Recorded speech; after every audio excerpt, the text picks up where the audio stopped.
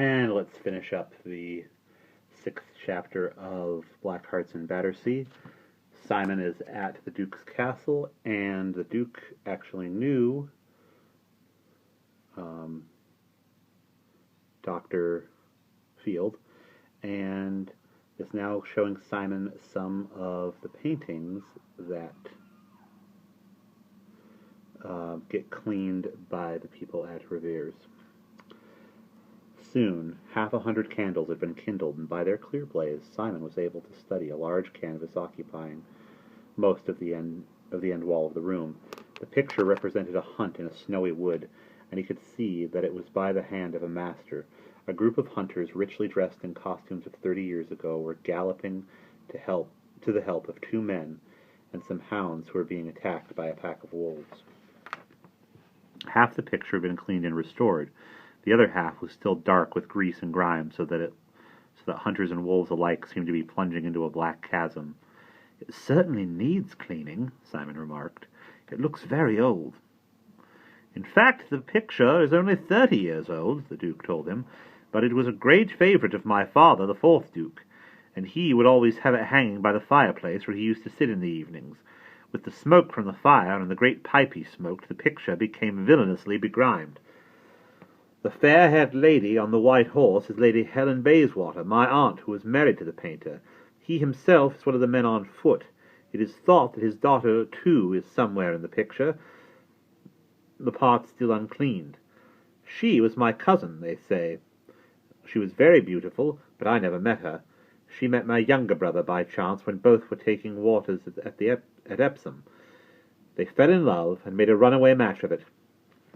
And they both died in the Hanoverian Wars." He sighed deeply. "Young Justin, their son, is the last of the line. You can see from the family tree over there." Simon looked where he was bidden, and saw a chart which meant little to him, trying to turn the Duke's thoughts in more cheerful directions. For he looked very melancholy, Simon suggested, "I could perhaps go on cleaning the picture for you, Your Grace, if you like. Dr. Field taught me how." "Would you, my boy? I should like it. I should like it of all things. When could you begin?" "Tomorrow, sir, if you like." "Famous!" declared his Grace. "I will tell my steward to have the glass removed again.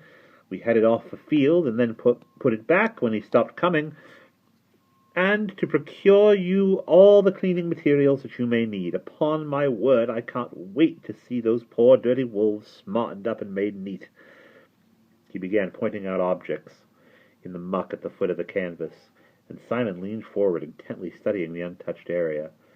While he was doing so, his eye caught a movement reflected in the picture glass from the opposite end of the room. Jabwing, the footman who had brought in a small tray with a basin of gruel, which he placed on the chess table, he then stopped and removed something from the Duke's chair, quietly looking about to make sure he was unobserved. But he did not see Simon watching him in the glass. He bore the object across the room and slipped it into the pocket of Simon's old frieze jacket, which had been lying on a chair. Then he withdrew silently, until, when he was just beside the door, he cleared his throat and said in a loud voice, "Your Grace's gruel is ready." "Thank you, Jabwing, thank you," the Duke said absently. "You may go, unless... Do you take gruel, my boy?" "No." "You are certain? My cook has a capital way of making it, with white wine and sugar." "No? Then that will be all, then, Jabwing." The Duke returned to the fireside and swallowed his gruel happily, discussing the cleaning operation. Simon, meanwhile, quietly investigated his jacket pocket to discover what the footman had put in it. His fingers encountered a large, round, hard object, on being withdrawn, proved to be the Duke's gold hunter watch, set with turquoises, which had been left on the arm of the chair. Simon stared at the article for a moment, with his brow knitted, then placed it on the small side table, among a number of crystal ornaments. He was curious to see what would happen. "I only wish Dr. Field would return. He would be so delighted to find that you were helping me," the Duke was saying. "He was forever telling me that my pictures need attention, and his own time is limited, poor fellow." "Speaking of time," said Simon politely, "I think I should be going, Your Grace. It must be late." "Should you, my boy? What o'clock is it, then? I'll ring for someone to show you out." By the time Jabwing reappeared, the Duke had discovered the loss of his watch and was hunting for it fretfully. Jabwing, I've lost my watch. What time is it? 11 past, your grace. Is it indeed? I'd no notion it was so late. Jabwing, show the young gentleman out, then come back and find my watch for me. Jabwing brought Simon's jacket, and as he did so, contrived to turn it upside down, as if by accident, and give it a smart shake. A round object shot out of the pocket and fell with a loud rap on the marble floor. "Why!" exclaimed Jabwing, in pretended astonishment. "Isn't that your grace's watch?" But he spoke a moment too soon before he had seen what it was.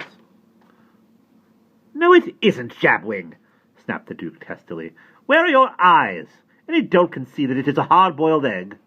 "My breakfast," explained Simon, quietly recovering and pocketing the egg. "I should like to know," the Duke went on, indignantly addressing Jabwing, "what you mean by the outrageous suggestion that my watch would be in the pocket of a visitor, eh? Explain yourself, my man." Jabwing was covered with confusion. "Entirely a mistake, your grace. Very sorry indeed. Only on account of the gentleman's being a rather shabby young gentleman, and the eggs being so round, you know, wouldn't for the world give any offence."